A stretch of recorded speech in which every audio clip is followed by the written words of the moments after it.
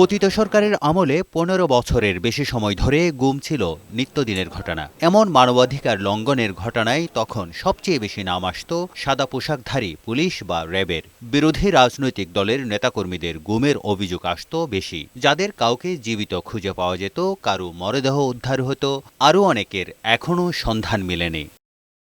রাজনৈতিক প্রেক্ষাপট বদলের পর এসব ঘটনা তদন্তে গঠিত হয়েছিল গুম সংক্রান্ত কমিশন অব ইনকোয়ারি। ১ বছরেরও বেশি সময় অনুসন্ধান করে তারা রোববার প্রধান উপদেষ্টার কাছে চূড়ান্ত প্রতিবেদন জমা দিয়েছে। এসব বিষয় জানাতে সোমবার বিকেলে রাজধানীর গুলশান কার্যালয়ে এই সংবাদ সম্মেলনের আয়োজন করে সংস্থাটি। প্রায় ২৫% গুমের অভিযোগে র্যাব জড়িত, এরপর পুলিশ ২৩%।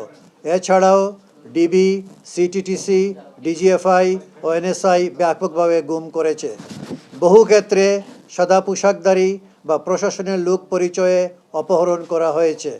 অভিযোগগুলোর ধরন থেকে ইহা স্পষ্ট যে গুম একটি প্রাতিষ্ঠানিক ও পদ্ধতিগত চর্চা হিসাবে র্যাব, পুলিশ ও গোয়েন্দা সংস্থাগুলোর দ্বারা একক ও যৌথ অভিযানে সংগঠিত হয়েছে, যা বিচ্ছিন্ন অসদাচরণের পরিবর্তে রাষ্ট্রীয় সমন্বিত কার্যক্রমের ইঙ্গিত দেয়। গুম রোধে প্রাতিষ্ঠানিক ও আইনগত বেশ কিছু সুপারিশ করেছে কমিশন। র্যাপিড অ্যাকশন ব্যাটালিয়ন বিলুপ্তিকরণ, আভ্যন্তরীণ আইনশৃঙ্খলা রক্ষার দায়িত্ব থেকে সশস্ত্র বাহিনীকে প্রত্যাহার, সন্ত্রাসবিরোধী আইন ২০০৯ বাতিল বা মৌলিক সংশোধন, সমাজভিত্তিক প্রতিরোধমূলক সন্ত্রাসবিরোধী নীতি প্রণয়ন, আর্ম পুলিশ ব্যাটালিয়ন আইন ২০০৩-এর ১৩ ধারা বাতিল, সকল বাহিনীকে কঠোর আইনি জবাবদিহিতার আওতায় আনা, বাধ্যতামূলক মানবাধিকার প্রশিক্ষণ, ভুক্তভোগী কেন্দ্রিক ন্যায় বিচার, ক্ষতিপূরণ ও পুনর্বাসন নিশ্চিতকরণ এবং সত্য, স্মৃতি ও জবাবদিহির প্রতীক হিসাবে